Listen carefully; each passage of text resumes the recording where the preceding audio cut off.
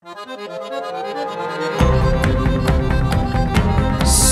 does anybody else find it interesting that we're getting a Series of Unfortunate Events TV show now? I mean, I guess on paper it isn't much stranger than, say, the Goosebumps movies or that animated Captain Underpants thing, in so much that kids who grew up with those books in the late 90s might now have kids of their own and are more prone to expose them to content they're comfortable and familiar with. See also the live-action Beauty and the Beast remake. But by that token, shouldn't we be 2 seasons into, I don't know, an animated Magic Treehouse show or an Animorphs Netflix series?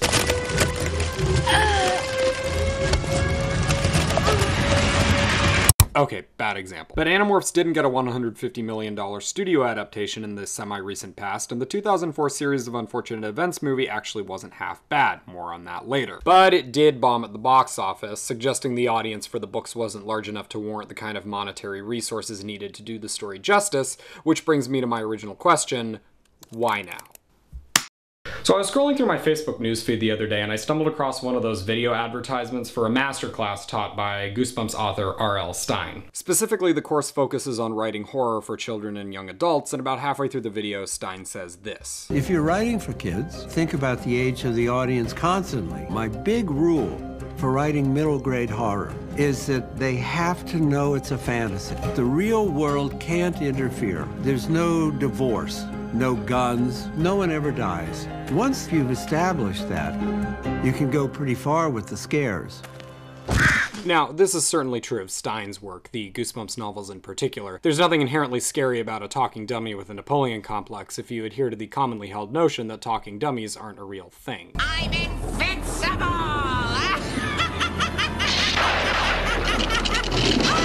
By contrast, if you're a child with a somewhat dubious concept of reality, a talking dummy might be a real thing, and that might is a space in which Stine and a lot of other children's authors operate. But I don't think that's true of all children's literature. Being divorced from reality doesn't necessarily mean being divorced from real-life concepts like death, divorce, etc.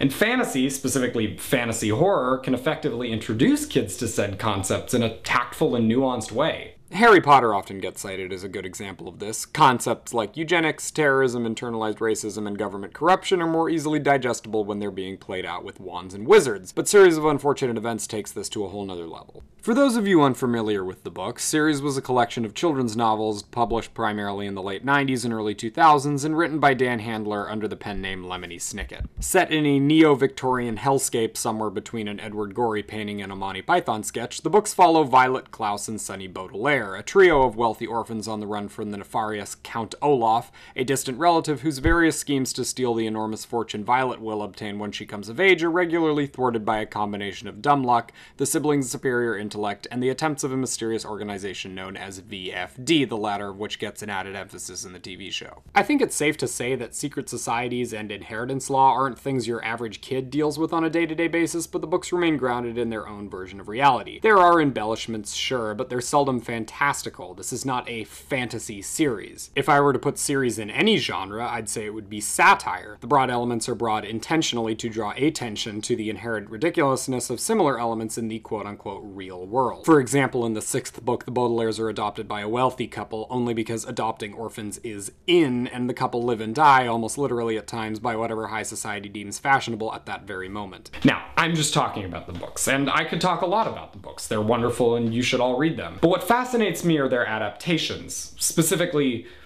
why they exist. Why is an important question when it comes to talking about adaptation, because art doesn't exist in a vacuum. Everything we watch has a reason for existing, whether it be monetary or not, and those reasons say a lot about us as a society and the reality of our current world. And what does reality look like right now? Alternative facts to that. I don't know what I said. Ambient tweeting at 2 a.m. For 400 years, that sounds like a choice. Yeah, I don't think I'm alone in feeling that 2018 America eerily resembles the world of Lemony Snicket, save for the Edward Gorey aesthetic. Adults feel like children feel like adults, and nothing seems to make any sense. The Netflix series leans very heavily into this aspect of the books, compared at least to the 2004 movie. But 2004 was also a very different time. We just invaded Iraq, the country was still dealing with the residual trauma of what remains the most devastating terrorist attack on American soil, and whether intentional or not, that cultural attitude is all over both both the aesthetic and the narrative of Brad Silberling's film. From the way he and cinematographer Emmanuel Lubezki photograph the remains of the Baudelaire mansion, to the way Olaf is treated as a character. You're Olaf, and we're not letting you in.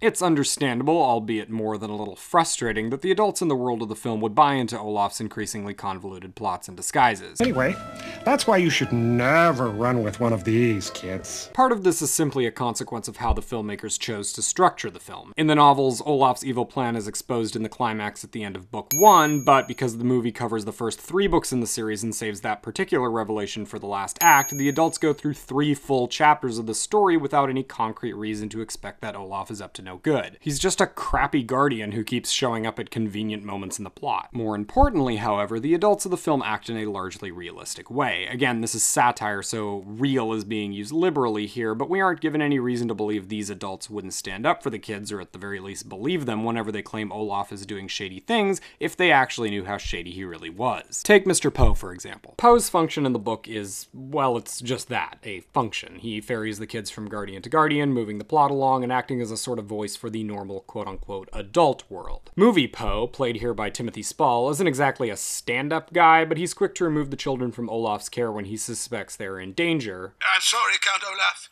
Allowing a child of Sonny's age to drive a car is simply not good parenting. And is even quicker to stand up to Olaf when he discovers how much of a monster he really is. You unspeakable cad! The cumulative effect of this is that Olaf comes off more as a standard movie villain, which makes sense. Movie villains back in 2004 were a little bit more standard because our view of what was good and bad was a little bit more black and white. It's like Aunt Josephine in the movie says, "There are good people and bad people in the world. The ones who start the fires and the ones who put them out." The Netflix show takes us in a very different direction. Where are the costumes?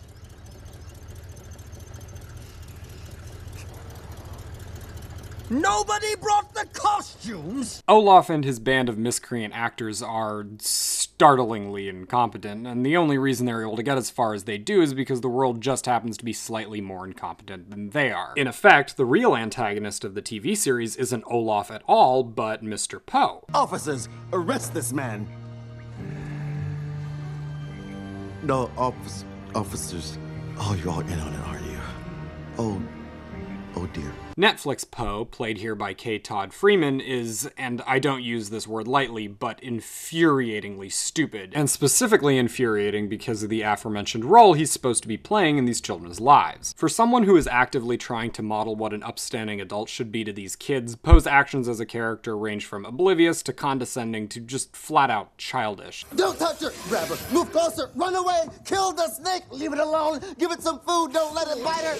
Oh! He never seems to recognize Olaf through his lazy disguises, and they get much lazier in the show than in the movie, and there's an almost active refusal on the part of Mr. Poe to take anything the children say seriously, as if he doesn't take them seriously because they're children. He, and the rest of the world by extension, believe age and experience to be the hallmarks of intellect and integrity.